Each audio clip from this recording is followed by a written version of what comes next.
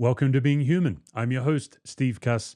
Today on the show, one of my all-time favorite humans, Dr. Chuck Degroat. I love Chuck for so many reasons, probably most of all for his heart, his integrity, just his way of being. I've gotten to work with Chuck up close. I've seen him in action. I've gotten to sit under his teaching. I'm, like many of you, I'm a beneficiary of his wisdom. But another reason I love Chuck is his incredible breadth of experience. He's been a pastor, a church planter, a clinician, a seminary professor. He hosts these remarkable intensives for people at the end of their rope, or maybe even on the case of burnout. He's a specialist in so many areas. He's probably most famously known for his work on narcissism, but really his best work, his beneficial work, is all of his areas of wholeheartedness, internal integration. Chuck, like my wife Lisa, is a specialist in internal family systems. We get into all of that in our chat today, one of my favorites of all of my conversations with Chuck. Before we get to Chuck and before we light our candle, just a reminder that I recently released a book, The Expectation Gap, the tiny vast space between our belief and our experience of God. This book is really designed for you in a group or in your church, if you want to do a church-wide study, or just even on your own, to really notice the three core gaps between what you believe and what you experience. I believe God loves me, but I struggle to feel it. That's gap number one. I believe God's with me, but I struggle to see it. And I thought I'd be further along in my faith by now. And through the book, I tackle those three gaps, but I also show you a way to manage any gap in your faith. I kind of give you the playbook, the behind-the-scenes secret sauce of how you can pay attention to your assumptions and your reactivity and your stuck patterns. I'm just going to take the liberty of reading a couple of reviews that people have written about the expectation gap. Carolyn B. says, life-changing concepts organized for implementation with ease. I'll be ordering this in a hard copy or a workbook format in order to effectively work through each step of these insights. Thank you for the work you've invested in sharing this. Such a pivotal time in our global culture. Great book. Highly recommend. Thanks, Carolyn. And then Tim W. says, finding a new category, the expectation gap, after over 30 years of large church executive staff leadership, was both refreshing and life-giving. Steve's new book allowed me to name several things I've been feeling or experiencing for a number of years, and out of them in a category I could wrap my arms around. Steve takes the concepts from his incredible book, Managing Leadership Anxiety, Yours and Theirs, and he walks us through their application to our relationship with God. He leads us into some deep waters in our lives that most Christian leaders rarely talk about. Thanks, Tim. So, if you've not had a chance to pick up The Expectation Gap, it's out now. We'd encourage you to grab it, maybe grab it with some friends, or if you're a pastor and you're looking for a sermon series, reach out to me. I can help you with a sermon series where this can be a whole church-wide study. Okay, coming up, Chuck Degroat. Before we get to Chuck, let's light our candle. This is always the moment in every episode where we can just take a deeper than normal breath. A more intentional than normal breath. And hold it. Just slow our souls down. Just long enough to relax into God's presence.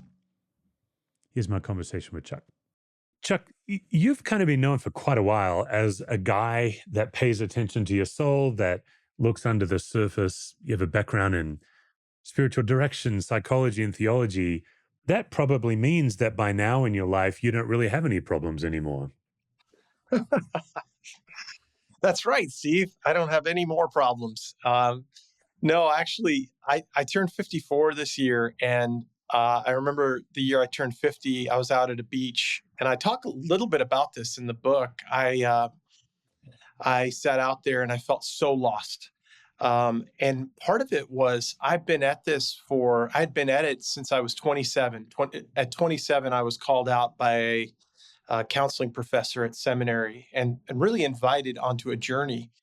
So I was really fortunate. People don't ordinarily experience that. I was able to start early.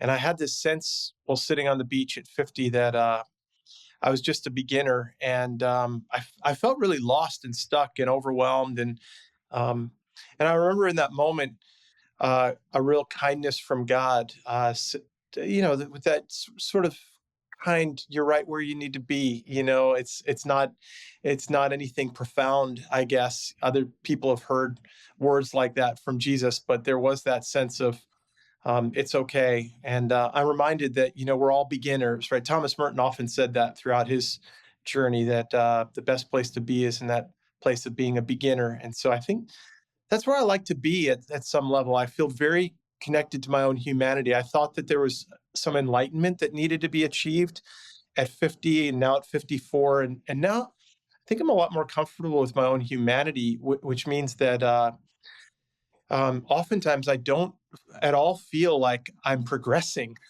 and oftentimes I'm pulled back into my own reactivity, and that's just life. I'm 52. I was really surprised when I turned 50 how much more I started thinking about death. Mm, I was really surprised. Like, yeah. even now, anytime I hear of a cancer diagnosis or something, my first thought goes to, I wonder how I'll go. And I wonder when my time. Is that something you have noticed as well in your 50s? I'm That's been a huge theme actually in the last few years, and I am my wife are sitting here with me or next to me right now. She would say Chuck finds himself in tears a lot, not just thinking about my own mortality, but my mom passed away last year. My dad was very close to passing away in the last week, and my own body is now. I'm experiencing in my body something of what it feels like to be in my mid 50s now, right? And there is that sense of vitality that I remember having in my 30s and early 40s that I just don't experience in the same way now. As I look at my parents and they get older, as I look at my girls growing up or now adults, my oldest daughter just got married. There is this sense that I'm not going to be around for all of it. I was a very idealistic young guy who had these visions of what I could do and who I could help. And more, I have that sense of um, I'm looking out at those younger women and men doing that work with that same vitality and idealism. And to be honest, I'm fearful at times of my own mortality, and I feel it in my body. Yeah, I get a daily email from Dr. Richard Beck, Yeah. professor in Abilene, I think it is. He's one of my favorite daily Mm, newsletters. And right now he's dealing with death anxiety is his mm, theme. And it's caught me off guard, Chuck. yeah.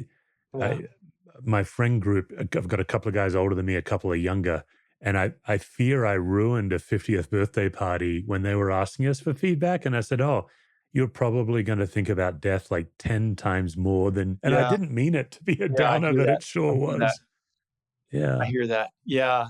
Yeah. And I mean, I think one of the things that comes up for me is when I was turning 50, I gathered six men. I had individual meetings with six men who were 20 years ahead, and I wanted to hear from them. I simply asked the question, tell me about 50 to 70. What do I need to know? What have you learned? And all but one of those meetings was really challenging and not particularly helpful. Um, uh, Many of them were consumed by legacy and Mm, anxiety around whether or not they had made a difference. And so I think there's that lingering piece for me of where are the men who are 70 who can whisper in a kind of gentle voice and with a kind of spaciousness, come. It's the water is mm. nice. Come jump in and join me. I haven't experienced that. I don't know very many men uh, including my own father, who transitioned into their 60s, 70s, 80s with a lot of spaciousness and joy and delight.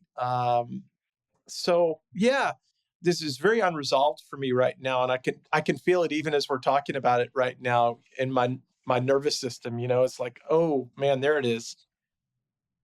We've both had experiences of pain working at a church. I know Yeah, that's a very common experience for most people who have been on a church staff. Uh, Mine ended up being where I got to go on a life plan with this very amazing kind of life plan coach for a couple of days. And one of the questions he asked was to look back on my life, if any time my life made a shift And I'm just, and what meaning did I make out of that shift? And where did I notice God in that shift? And it was really Yeah. profound for me. And we mapped it out on the wall, all of the shifts in my life. And, Mm, I'd been in a life threatening car accident when I was a teenager, my marriage to Lisa, all the positive and negative shifts. mhm, Just listening to you talk about your mum passing away, mhm. your daughter just got married. You've had some colossal life shifts in the last couple of years. What does that bring up for you? Yeah. Well, I that's what I've been trying to slow down and notice,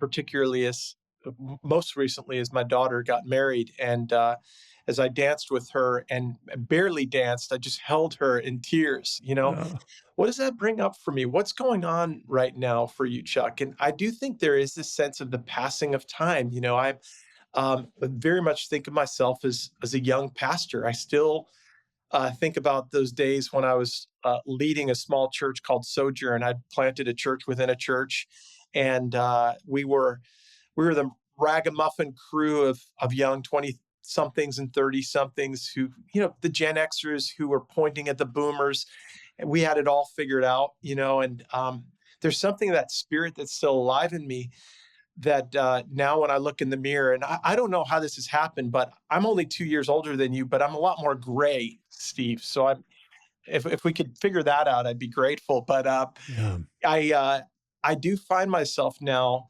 in this season, sort of wondering, there's big questions of what do you have to offer still? I teach pastoral care at a seminary, and often I think, and I've said this to my bosses, when it's time, when you've found that, particularly in my opinion, a woman, person of color, to replace me, just be honest with me, because I think my time has passed, and I often find that there is this question of what do I have to offer, and I do think that that's a question as we get older, we have to really wrestle with. Now, ideally, there would be this sense that we have even more to offer, that there is this sort of well of wisdom now that we can offer others. But I know that this has been sort of um, this has been an issue in my life for my entire life. Am I worth it? Do I matter? Am I enough? Do I have anything to offer? And it's more pronounced. It's pronounced in a way at 54 that I didn't expect. I really did think that at this point in time, I'd have far less anxiety, I'd far more security. And you and I both have done a lot of work. I mean, there are countless hours spent in contemplative prayer, all sorts of grounding resources, therapy, and yet you cannot evade your own humanity. You can't, in and through those resources, transcend your own humanity. And I feel like I'm faced with my own humanity every day. So good poets have been helpful, honest prayers from scripture. Yeah. It's as good a time as any to uh, remind people of your latest book, Healing What's Within, coming home to yourself and to God Yeah. when you're wounded, weary, and wandering. Fortunately, those categories, wounded, weary, and wandering, Yeah. captured most of us. I got a privilege of reading the book before it was released. To me, it's vintage Chuck Degroat. It is that it's what I love about it, Chuck, is like you bring all of this expertise, but it really is just such a human journey through this book. Tell us the journey we're going to go on if we read this book.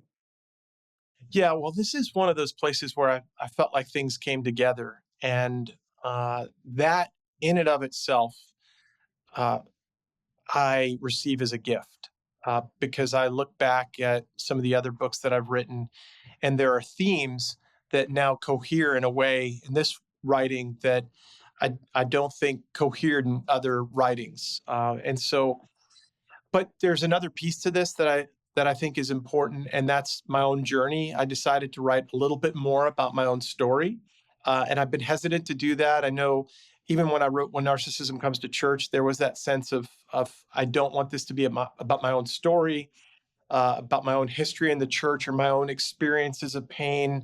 And there was some prompting from the publisher. Maybe you ought to include a bit more of that. And I really resisted some of it. But with this, there was an invitation to reflect on some of what I experienced in uh, my own church hurt, some of what led to very painful, vacation in Mexico in 2012 when I ended up in the hospital, my system septic, a surgeon eventually reflecting back to me that I had a body of a 60-year-old in terms of what he was seeing. Uh, you've heard of the book, The Body Keeps the Score. That's what he's trying to indicate to me is the way you have held stress in your body has done considerable damage. And here I was a therapist. I was leading people on contemplative retreats. And so a lot of what I'm offering is reflective of a journey that began in 2012, where as a therapist, I was faced with my own lack of regulation, where I was faced with the insufficiency of the work that I'd done. So yeah, things came together in this book in a way that I'm really proud of. Lisa and I were recently with two therapists, husband and wife, biggest nerds on the planet in some ways. Our dear friend who has a clinical psychology degree, and then his wife is wrapping up her doctorate in MFT, marriage and family therapy. She made a passing comment that has quite rocked me, where she said they're now studying therapy dogs and how they have a shorter lifespan than a non therapy dog Mm, because they're absorbing all the trauma. yeah, that's right. I looked across at my trauma therapist wife and thought, oh no, like Lisa, like yesterday, Lisa had 9 clients. Um, the Yeah, only people that come to see my wife are the ones that are really in really rough yeah, shape. yeah, I think back to my time as a pastor, and it always felt to me, Chuck, that pastoring was like shopping at Costco. Everything's in bulk, cancer's in bulk, criticism's in bulk, yeah, pressure's in bulk. yeah, I feel like that's a reflection of what you were saying. It catches up with us. yeah. What's your response to that? Well, I see it every day, like Lisa, but like you as well, as I work with pastors, right? Just yesterday, I was on a call with a number of pastors who are part of a cohort looking at the impact of secondary trauma, which is to say the kind of trauma that pastors experience, helpers experience, counselors experience as we sit with people in primary trauma. And the reality of it, the way I often talk about it when I sit with pastors, I do these 5-day intensives, is that many of us have been habituated to a life of chronic disconnection and dysregulation. And most of us live in on this hamster wheel of sympathetic activation, a lot of energy, go, go, go, go, go, push, push, push, push, push, succeed, succeed, succeed, that eventually leads us into this place of shutdown where we're overwhelmed, we're exhausted, we end up self-medicating. It could be hours, it could be days. We tune out to college football for a weekend, but we simply pull away and disconnect. We think we're resting, but we're not really resting. Our body is in a kind of shutdown mode. But Monday, we find the energy again and we go back in and I'm going to do it. It's going to be a great week. And we live on this hamster wheel of sympathetic activation and what we call dorsal shutdown. And it's a it's a recipe for overwhelm. It's a recipe for exhaustion. It's a recipe for burnout. And you see it all the time. I see it all the time. I'm worried about this for us because it's rewarded. And oftentimes, that life of chronic sympathetic activation leads to some success.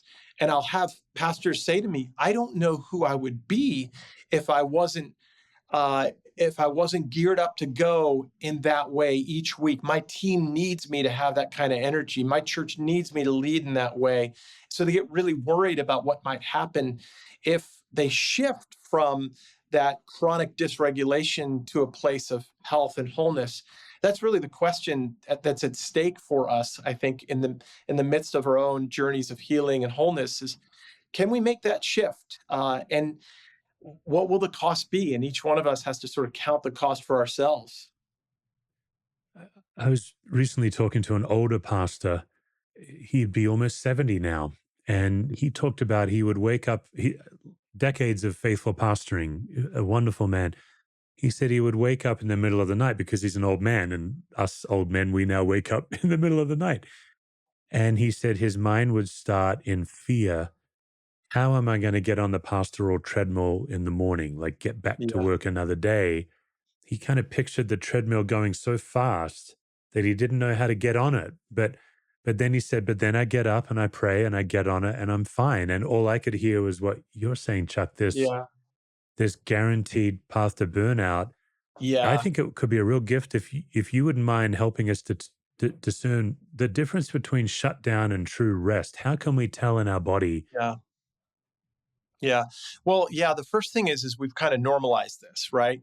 And it looks like productive labor for the sake of the kingdom, and we justify these things. You know, they're great fruits in your church right now, and the church is growing, and your ministry is blossoming.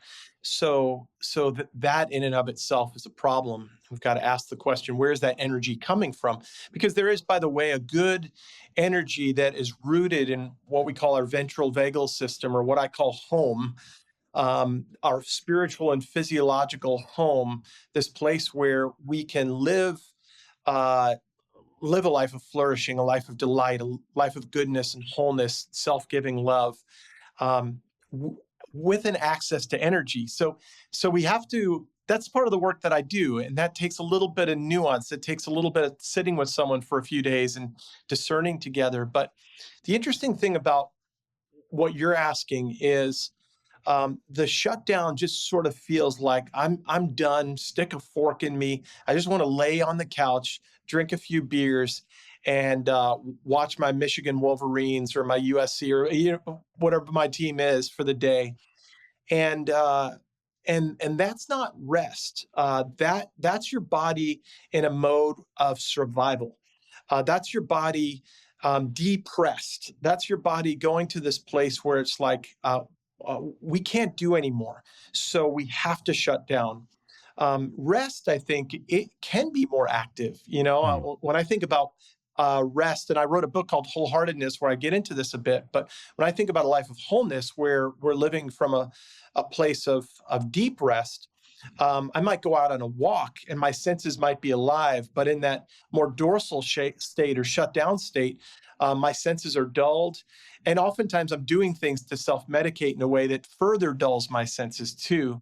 And so part of what we need to do in this work, part of the work that I do, and I'm sure Lisa does, and I know you do in your own way, is we do a bit of map making, internal map making. I want to know where a person is living. Are they living from home in this place of ventral goodness and delight, joy and connection? Or are they living from sympathetic storm, which is what I've named that place of hyperactivity, hyperarousal? Or are they living in a place of fog, which is to say, a place of shutdown? Uh, and uh, and what triggers that? When do they find themselves there? Under what conditions? That's some of the work that we need to do. this is so fascinating to me.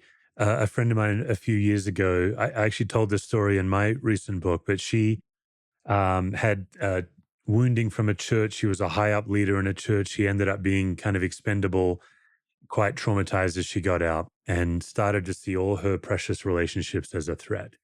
Mm, And one of her precious relationships, her husband, he said, "It's time you got some help because I'm for you, but you're acting like I'm a threat." yeah.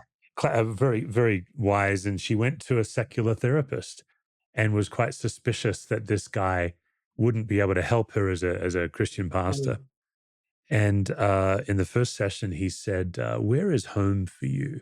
there you And the go. moment he asked it, she knew exactly what he Yeah. meant. Where can I be exactly myself?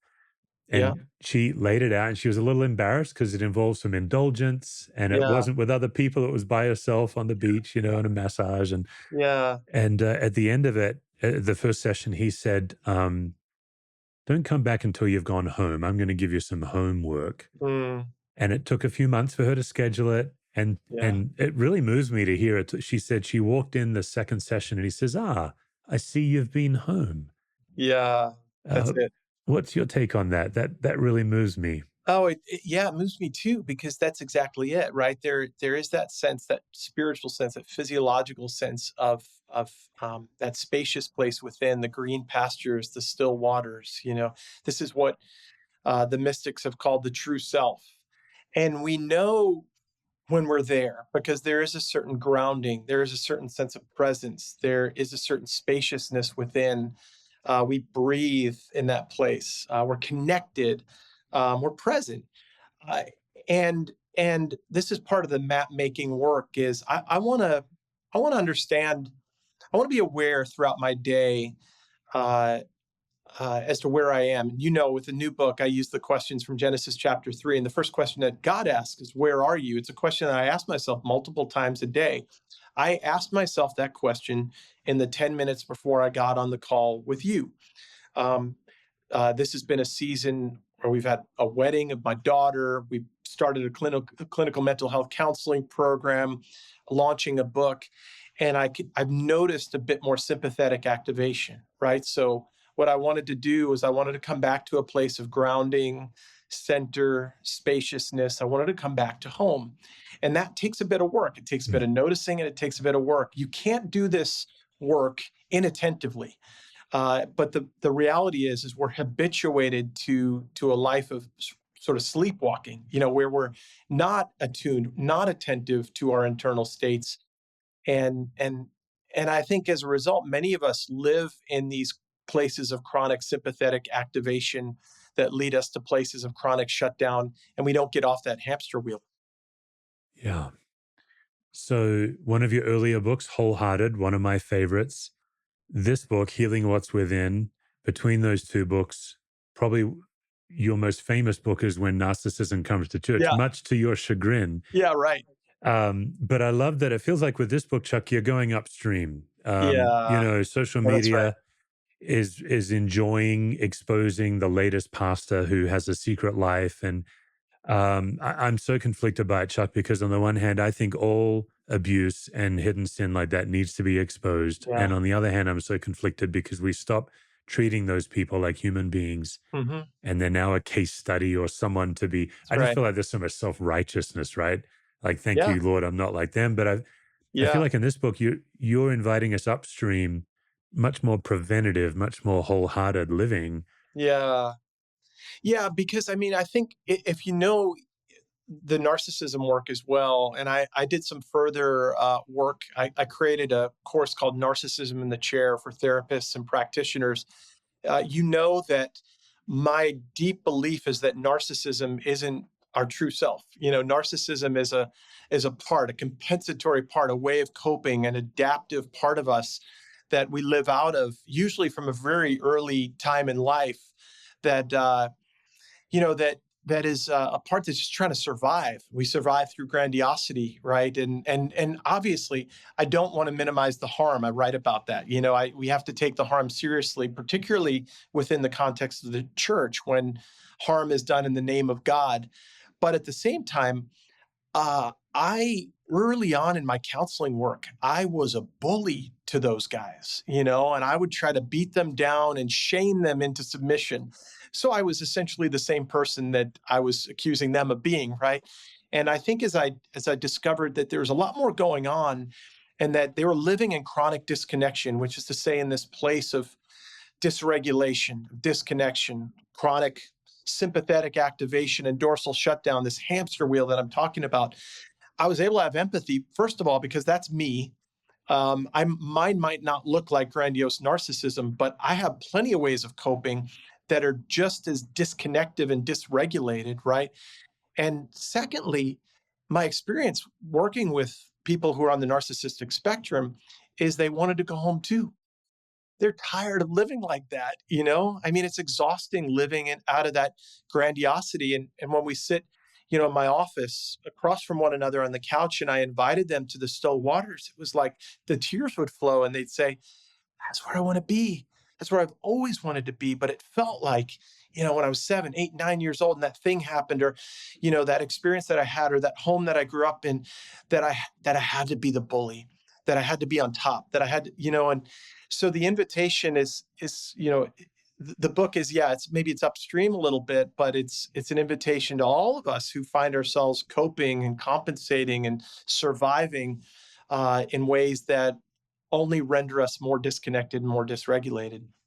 And this is why I think people should be grabbing this book as soon as they can, because you have uniquely integrated the invitation of God. Like, I've had the privilege of sitting through a keynote you've given where you lay out the questions of God. It's so palpably moving to listen to you inviting us into God's Yeah. questions, but you link them in such a gentle way with what's going on in our body, Yeah. which Yeah. is a new idea for most of us. Like I do, I mean, if I were to exaggerate, I think most of us just want to do one more lap through Romans, to kind of figure out our theology. But you really are inviting us to be aware of our nervous system, hyper aware, so that we can go home more Yeah. often.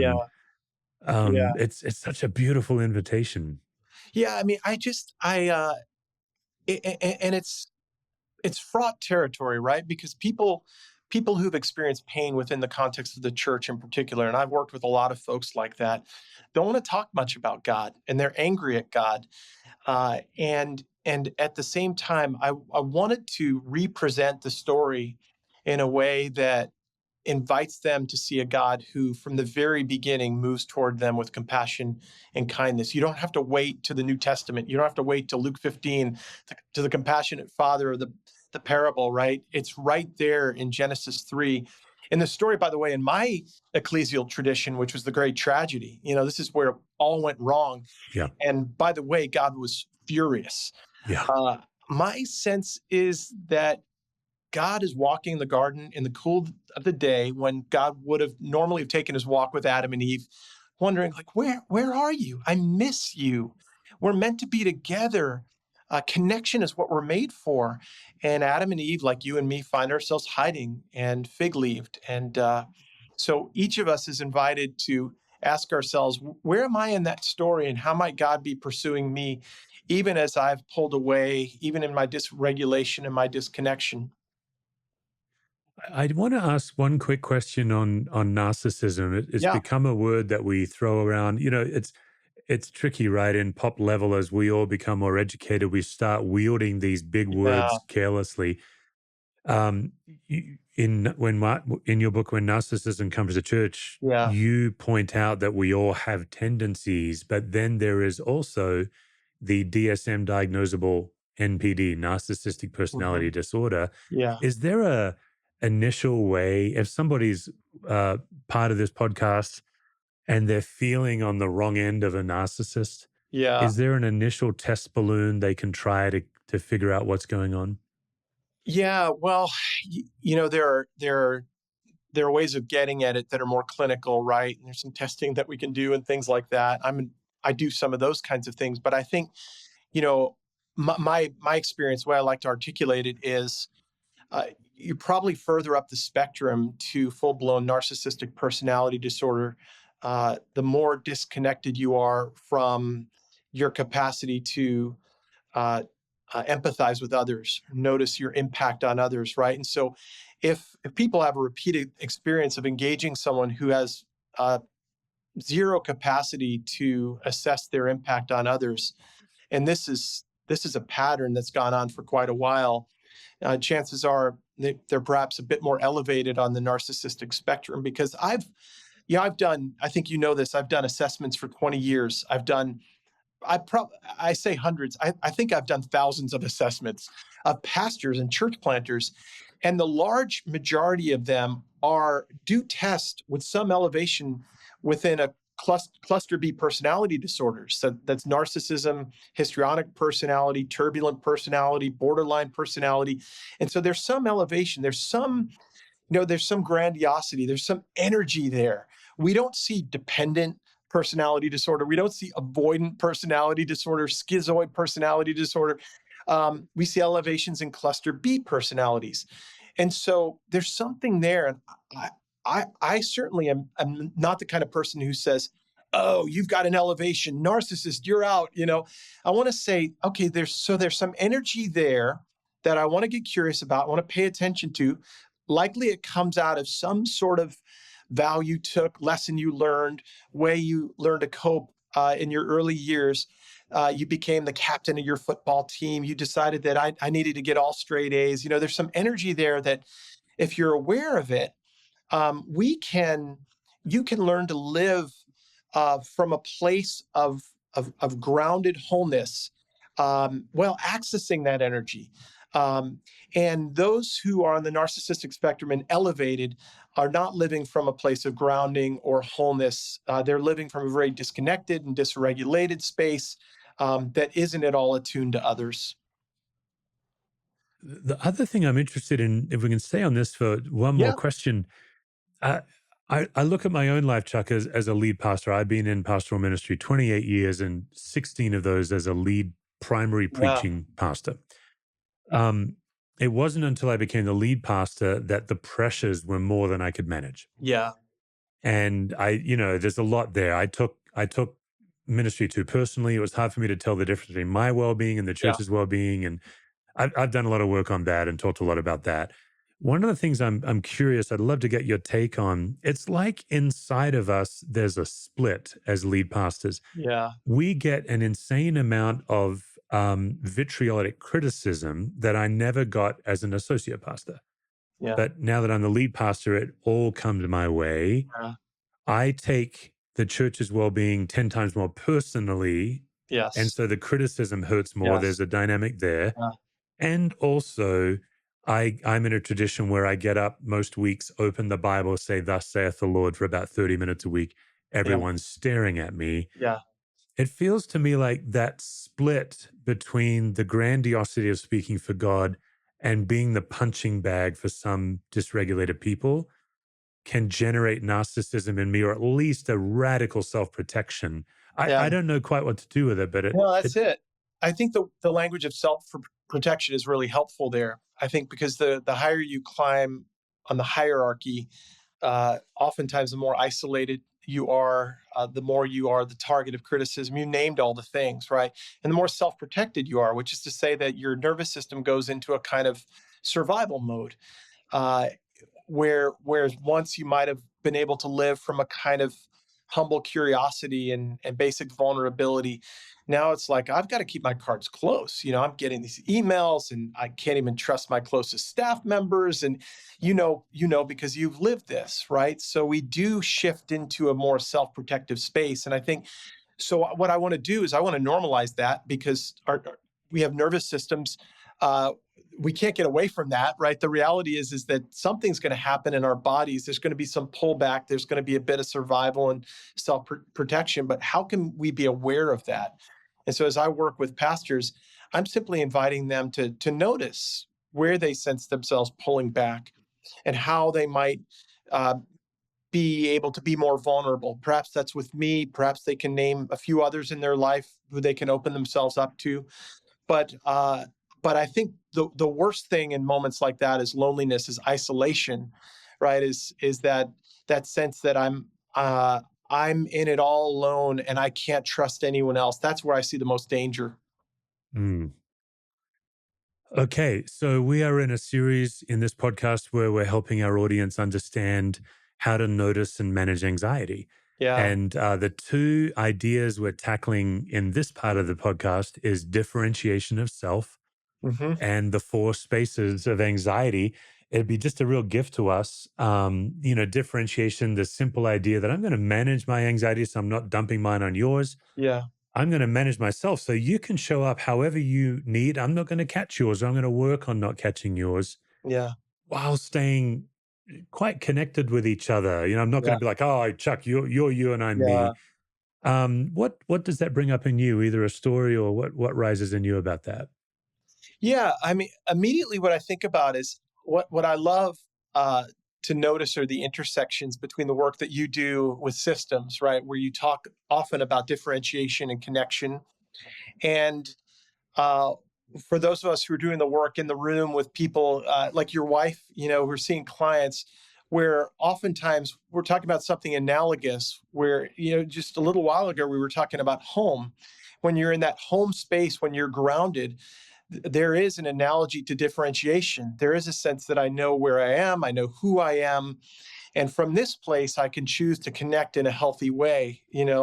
But I'm not pulling away and becoming cut off. I'm not becoming overly enmeshed. I know where I am, I know what my boundaries are, and I know, because I'm connected to myself, and I know what I want, I'm aware of my needs. I know how to choose connection in a way that's healthy for me. And what that brings up for me is how I've lived in a different kind of place for a lot of my own life. Mm. I think that in my own anxiety, I want to remain connected to other people, and I've sometimes forfeited my own sense of authenticity, my own voice, um, my own contributions to stay connected to other people. I tend, if you know something about the sympathetic nervous system and the four, what I call the four F's: fight, flight, fawn, and find. I'm great at fawn, which is to say, I'm really good at fitting in and noticing what you want and sort of participating in a way that I can lose myself. And so, how do I come back to? And I suspect a lot of your listeners can identify with that. So, oh yeah, I do that all the time in my marriage. I do that all the time with my kids or in my relationships or at work. So, my question is, okay, Chuck, let's close the door of your office and get tuned in with your core home, true self. Get grounded and ask yourself, what do you want? Let's go back to that conversation that you had with your boss earlier in the day. Let's get tuned into what you really wanted, what you needed, and how you might be able to articulate your feelings and needs in a way that would be more truthful next time around. And so that's the work that I'm constantly invited to do as someone who's oftentimes pulled out into the anxious and stormy waters of sympathetic dysregulation. Oh, so good. And so then the four spaces of anxiety, our simple idea for our audience is if you can notice it, you're less likely to catch it and spread it. Mhm. Chuck's already modeled for us earlier in the interview where Chuck was saying even before he and I started this interview, he just took 10 minutes to check in with himself. It's crazy how just a few minutes of taking your own pulse Yeah. can really increase your capacity to walk into any situation. And so, Chuck, for our audience, the four spaces of anxiety being the space inside me, Mhm. the space between me and the other, Yeah. most commonly in an intimate relationship, Mhm. the space inside the other. That's when my brain is now in your brain. Oh no, what's Chuck thinking? What does he Yeah. think of me? And Yeah. then the fourth space being the space between others. I enjoy talking about a pastor's unique ability to ruin any party just by showing up to it. Just the idea that you can change the mood of a room by stepping into that room. Yeah. Or for some people, what you notice is you're in the room and then like Wendell walks in Yeah. and suddenly everything gets a little chilly. Yeah. Out of those four spaces, which one would you be most attuned to and which one would you be least attuned to? Yeah, that's a good question. I mean, I think the space that I'm often most attuned to, or I've grown more attuned to in the work that I've done over the years, is the space within me. Mm. And so I'm pretty vigilant about asking what's going on within you right now. How are you showing up? I think for years, this isn't quite answering your question, but for years, I was very tuned into to the space between me and another person. I've struggled with anxiety my whole life, and with that, kind of a core of shame. How do you see me? Um, uh, what do you think of me? And always with this sense that people were sizing me up, And so maybe what I'm saying is that for years I was more tuned into the space in between because I was wondering, what are you thinking right now? How are you feeling toward me? And I've learned to be more attuned to what's going on inside of me. I was probably less attuned to what was going on inside of me. And so I was living out of that fawn response. I wasn't living as authentically as I could have. And so that's been the area of growth for me. Mm. Okay. Well, Chuck, you're a multiple returning guest to me on the podcast, my old show, and Yeah. I could understand why that would give you a false sense of security having endured the previous gauntlet. But what you're probably not aware of is the Being Human Gauntlet is 73% more gauntlety than ever before. And That's so, terrifying. yes, that's the goal. I mean, Yeah. I'm not comfortable unless my guests are sweating. So, Yeah. without further ado, or is it adieu? Yeah. I'm actually not sure which it is, Yeah. but it's time. It's time to inflict upon you the Being Human Gauntlet of Anxiety. It's furthering leadership anxiety, really, for you.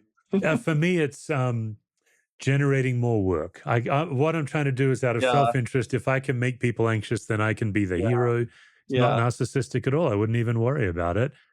Let's see. A couple of questions. We've reshaped the gauntlet into the four core relationships: relationship with yourself, your people, difficult people, and God. Sometimes your people and difficult people, same. Mhm. So I'll do one or two from each. First of all, your relationship with yourself. What's a recurring statement your inner critic tells you?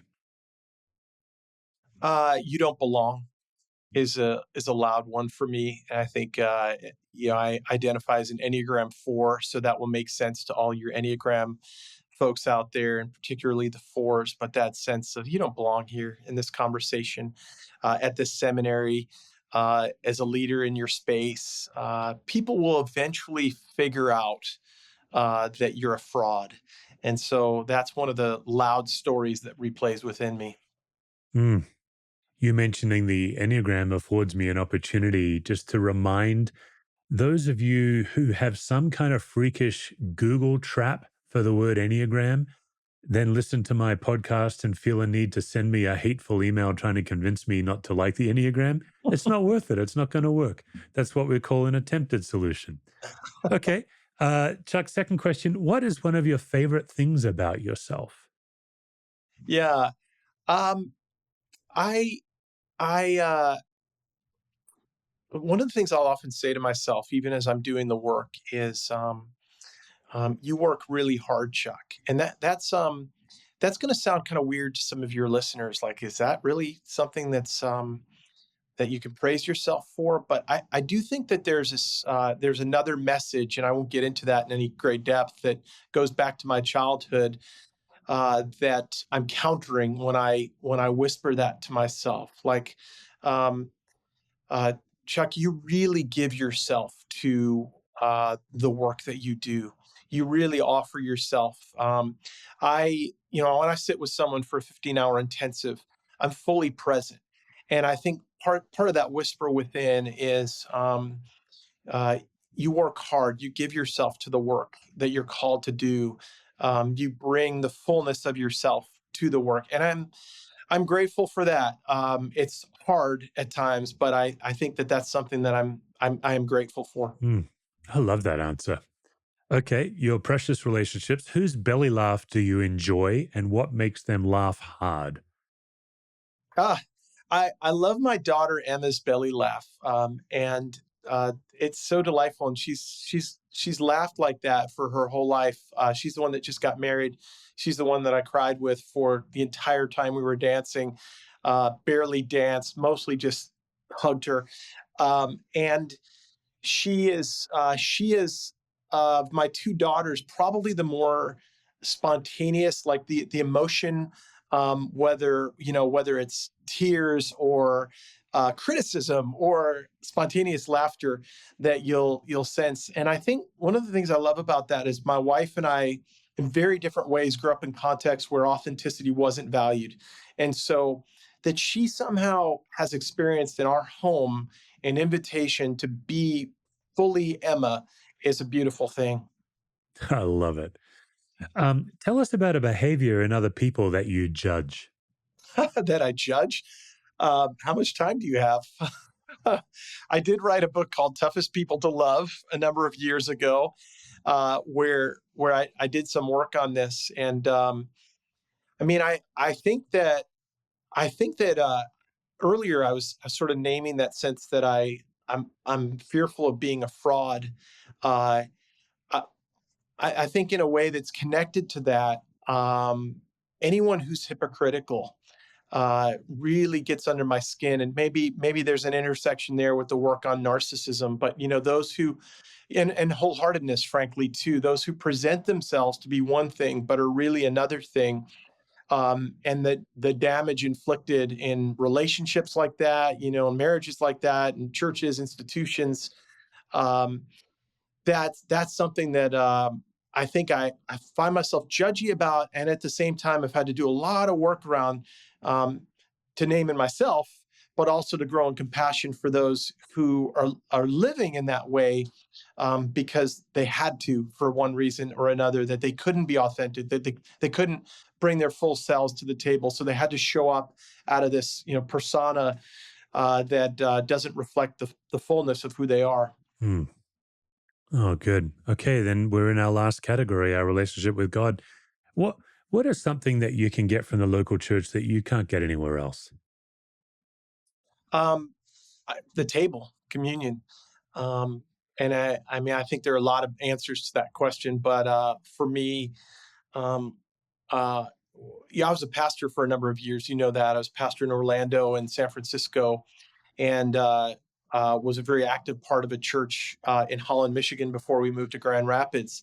And then during COVID, and even after for a while, spent a lot of time by my koi pond, on particularly in the nicer season here in West Michigan, right? And I really missed the table, Hmm. really, because I think when I was a pastor, I didn't love to preach, but I loved presiding at the table because I had this sense that all week long, I and others had been going to places for food and drink and sustenance that weren't necessarily helpful to them, and now we're coming hungry and thirsty for something that only God could offer, you know. And so there's that sense inside of me that I come with empty hands, open hands, um, famished, you know, and with this sense that I've tried everything else, God, and now I come to you to the table for your food, for your drink. And so, of all the many things that I could name, that's what comes to mind first. Oh, I love that answer. It brings to my mind as I'm listening to you, Ian Cron wrote a cracking memoir about his upbringing and his Mhm, dad, who he found out at his dad's funeral that his dad was actually a CIA spy. mhm, And he has a metaphor of Dickens, Charles Dickens, and I believe it's Oliver Twist mhm, going back to the communion table again and again. Please, sir, may I have some more? Please, may I mhm. have some more? I've Yeah, never forgotten yeah, that. What a beautiful picture there, Chuck. yeah. So then our last question is: when in your life lately have you felt most fully and completely loved? I yeah, oof, it'll bring me to tears, but I feel it already. At my daughter's wedding, it was just such an extraordinary day. It was a perfect day, and uh, you know, you work really hard, as you know, as a dad. You know, you work really hard to stay connected to your kids in meaningful ways. I was one of those dads. I was trained as a therapist before I had kids, and so I was trained in attachment theory, and you know, to look at my daughter's eye and to experience that sense of delight, like mutual delight, like we really are fully here. There's connection, there's joy, um, and that she's able to move towards Sam now, her husband, from a place of freedom, not compulsion, not to get needs met. Oh, that was a beautiful, beautiful day. That's what comes to mind. Mm. Yeah. My guest is Dr. Chuck Degroat. Folks, that last answer should be all the evidence you need to go out and buy his book, Healing What's Within, Coming Home to Yourself. This is not going to be Chuck's last book, but in many ways, it is a magnum opus of Mm, his decades of faithful vocational work, but as we just heard, his family work as well. mm. And so, Chuck, as always, can't wait for the next time. Thanks for coming on Yeah. Being Human. Well, you've been a good friend for years now. Thanks, Steve.